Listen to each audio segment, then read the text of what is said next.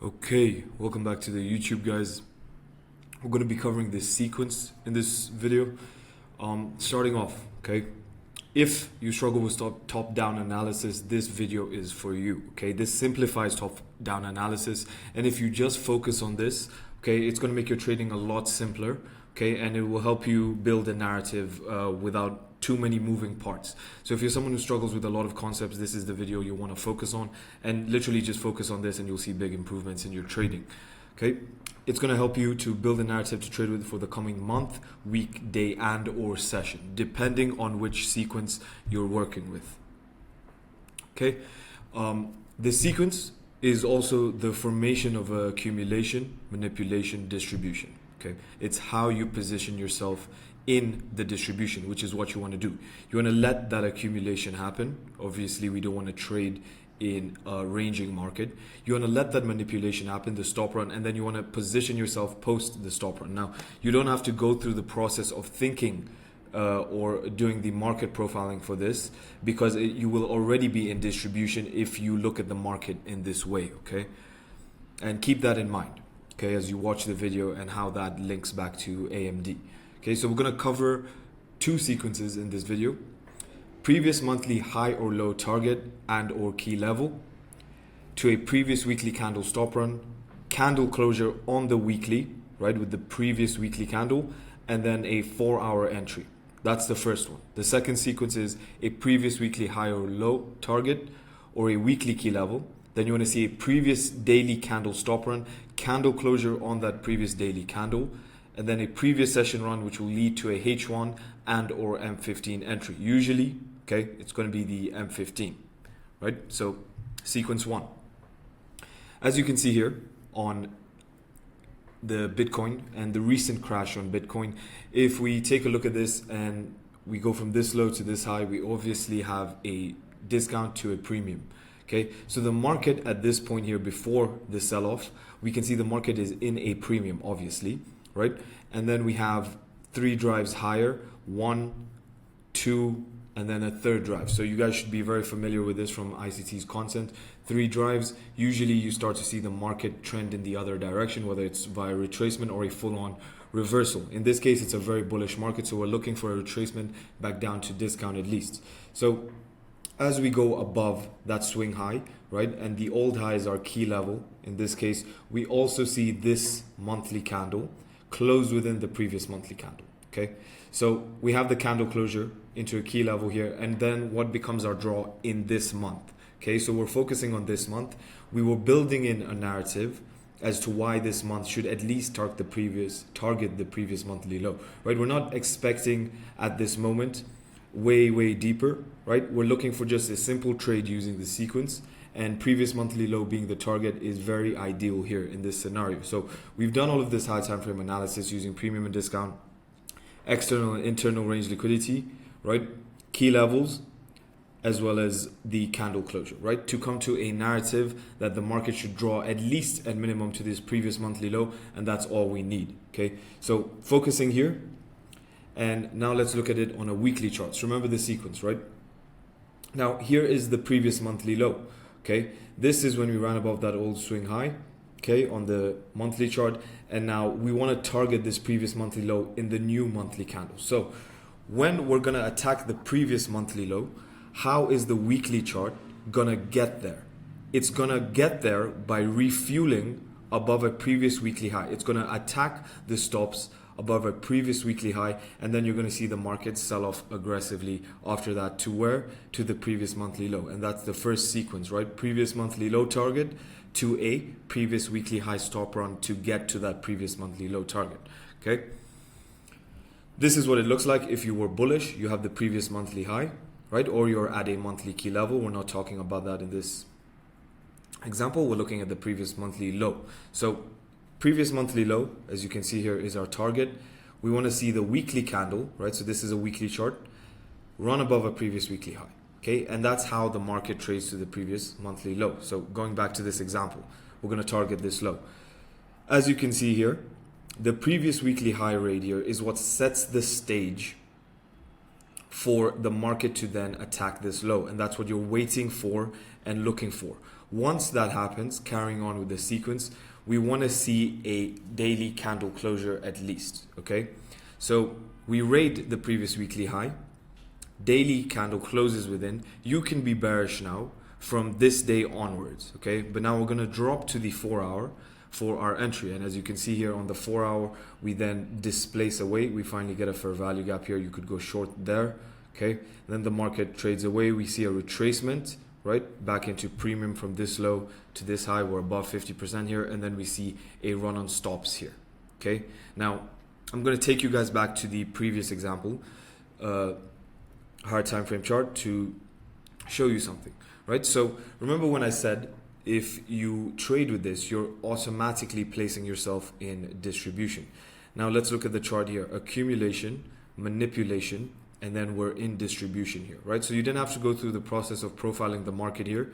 You're already in that correct market profile to be in distribution if you follow the sequence. Okay, let's look at the second sequence here. Okay, this is a trade I called. Okay, as you can see here, I wanted to see in advance a hourly FVG form here and then to short from it the next day. You can see that's what exactly formed the next day, and I executed on that there. Okay, so in this example, we're looking at a weekly key level. Okay, so remember, it's one of two scenarios on the highest time frame that starts off the sequence. You're either targeting a previous monthly low like we did in the previous example, or we're using a monthly key level, and then we go down the same sequence after that. So in this case, for sequence 2, I'm going to be showing you guys the example with the weekly key level. So we have a weekly down close candle here, and this becomes our weekly key level. So once price trades up into that weekly key level, right, we drop time frames to the daily chart and look for a run on a previous day high and closure within that previous day high's candle. Okay, so this is what it would look like if you're bullish. You've got the weekly key level here, daily candle runs the stops of a previous day candle, and then we see expansion away. Bearish example here, which is what we'll be covering, exactly this. The weekly key level we're working with, remember, is that weekly order block, and then we're going to be looking for a daily candle closure. Okay, so weekly OB, weekly key level, traded into it, bang, run on stops. Okay, this candle runs the daily stops into the key level. Now, even if we're at the key level, okay, and we haven't taken a previous day high and closed within, you can wait for it at the key level. It does not have to be as we're trading into the key level. It can be one of the two, as long as you have that daily stop run into or at the weekly key level, which we have here, and then the candle closure forms.